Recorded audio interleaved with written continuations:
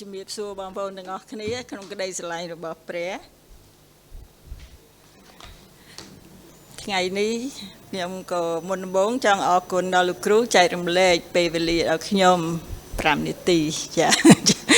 អរគុណព្រះអង្គសូមព្រះអង្គប្រទានពេលវេលាគ្រប់គ្រាន់សម្រាប់ទីបន្ទាល់មួយនេះដល់ខ្ញុំចាលោកគ្រូមិញបាន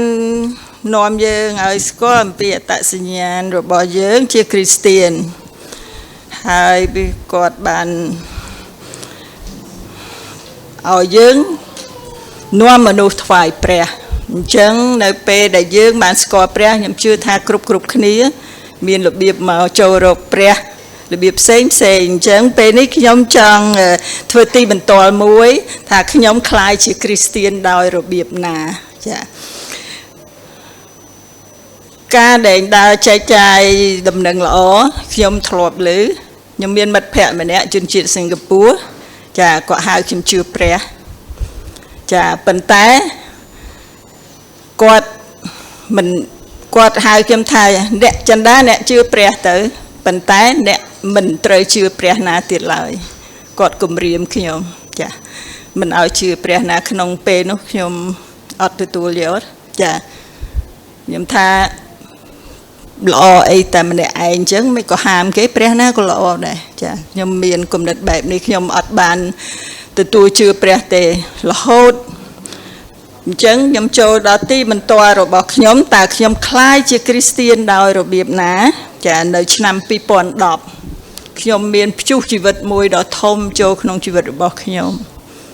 ចាគ្មានអ្នកណាម្នាក់អាចជួយខ្ញុំបានទេមនុស្សពេលហ្នឹងខ្ញុំអង្គុយអោបក្បាលជង្គង់សម្លឹងមើលមេឃខ្ញុំសួរថាតើពិភពលោកនេះមានព្រះដែរឬអីមនុស្សមិនអាចជួយខ្ញុំបានទេហើយនៅយប់នោះតែម្ដងខ្ញុំយល់សពឃើញខ្ញុំឈរនៅលើកពូលភ្នំជាមួយប្តីខ្ញុំហើយពេលនោះមានពាក្យចាស់បុរាណដែលតែងតែពោលមួយឃ្លាចូលក្នុងអារម្មណ៍របស់ខ្ញុំថាកាត់ទឹកមិនដាច់កាត់សាច់មិនបានពេលនោះមានសម្លេងមួយមកនិយាយដាក់តិចខ្ញុំគឺចាំច្បាស់តិចខាងឆ្វេងនេះឯងប្រាប់ខ្ញុំថាអ្នកណាថាកាត់ទឹកមិនដាច់មើលនោះអញ្ចឹងគាត់ច្អល់ទៅខ្ញុំក៏មើលទៅពីលើកពូលភ្នំទៅក្រោមឃើញទឹកទន្លេដាច់ជាពីរចាលុះព្រឹកឡើងខ្ញុំក៏និយាយប្រាប់ប្តីនឹងកូនថាយល់សពឃើញចម្លែកសពឃើញទឹកដាច់ជាពីរពេលនោះ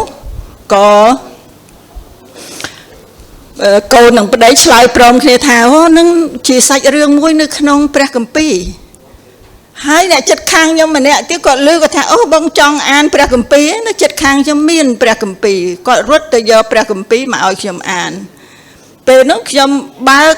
ព្រះគម្ពីរចំកណ្ដាលមកវាអស្ចារ្យណាស់ស្រាប់ពាក្យតែមួយឃ្លាលេចធ្លោមកឲ្យខ្ញុំឃើញហ្នឹងគឺអញជាព្រះចាតែខ្ញុំនៅធម្មតាទេ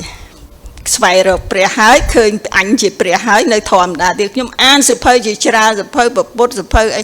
គឺអានប៉ុន្តែអត់មានស្អីដែលនិយាយដូចជាភៅព្រះគម្ពីរទេខ្ញុំចាប់ផ្ដើមអានព្រះគម្ពីរមកឲ្យកូនខ្ញុំទិញព្រះគម្ពីរមកឲ្យខ្ញុំអានតាំងពីដើមរហូតដល់ចប់ក្នុងមកចប់ហើយចប់ហើយខ្ញុំត្រឡប់មកអានវិញមួយសារទៀតពីដើមដំបូងដល់ចប់ទៀតពីចប់ចាគាត់នៅមានអារម្មណ៍ថាអូព្រះកាចចាហើយក៏ក្នុងចិត្តស្វែងយល់ថាតើព្រះអង្គយុត្តិធម៌ហ្នឹងតើពាក្យយុត្តិធម៌ហ្នឹងមានន័យថាម៉េចចា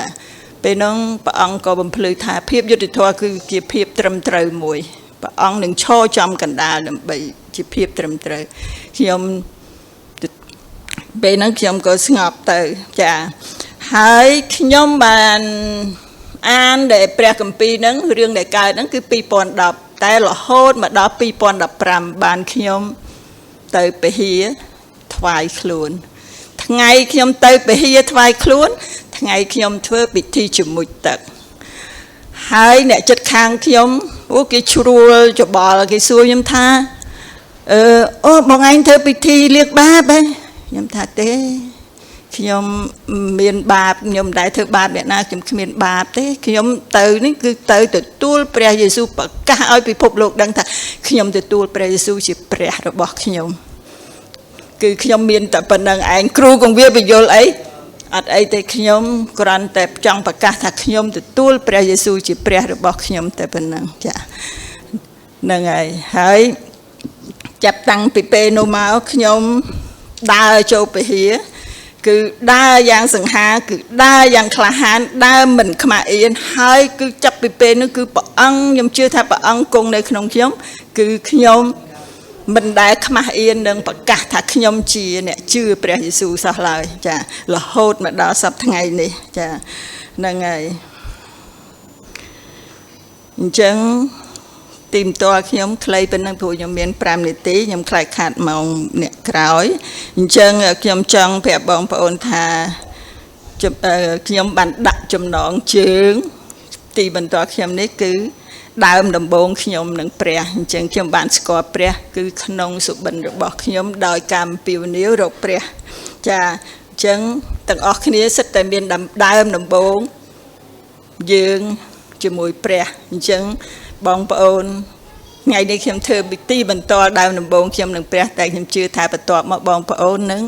ធ្វើទីបន្តដូចខ្ញុំដែរតែដើមដំបូងអ្នកជាមួយព្រះពីព្រោះខ្ញុំយល់ថាដើមដំបូងខ្ញុំជាមួយព្រះគឺជាឫសកែវមួយដ៏មាំនៃជំនឿរបស់ខ្ញុំចាខ្ញុំចាប់ផ្ដើមដើរចូលមួយព្រះអង្គដោយជំនឿមុតមាំខ្ញុំមានបញ្ហាខ្ញុំមិនមែនអត់បញ្ហាប៉ុន្តែគ្រប់ពេលដែលមានបញ្ហាខ្ញុំស្ងប់បន្តិចហើយព្រះអង្គធ្វើការឲ្យខ្ញុំមើលឃើញយើងឈ្នះគ្រប់ពេលវេលាដែលយើងមានព្រះចានេះគឺជាជីវិតពិតរបស់ខ្ញុំជីវិតដែលដោយលោកគ្រូគាត់មានប្រសាសន៍ចឹងហើយនៅក្នុងព្រះគម្ពីរដែលយើងបានស្ដាប់ទាំងអស់គ្នាមិញទំនុកដំកើងជំពូក32ខ1និងខ2គឺបាននិយាយដល់ទៅ2ដងថាមានសុភមង្គលហើយអស់អ្នកដែលព្រះជាម្ចាស់បានអត់ឱនទោសឲ្យហើយខ្ញុំក៏ចង់និយាយដល់បងប្អូនទាំងអស់គ្នាថាបងប្អូនទាំងអស់គ្នាដែលនៅទីនេះក៏មានសុភមង្គលដែរដែលបានញែកថ្ងៃមួយថ្ងៃនេះថ្វាយដល់ព្រះដើម្បីថ្វាយកិត្តិយសដល់ព្រះអង្គទាំងអស់គ្នាចាអរគុណខ្ញុំចប់តែនេះ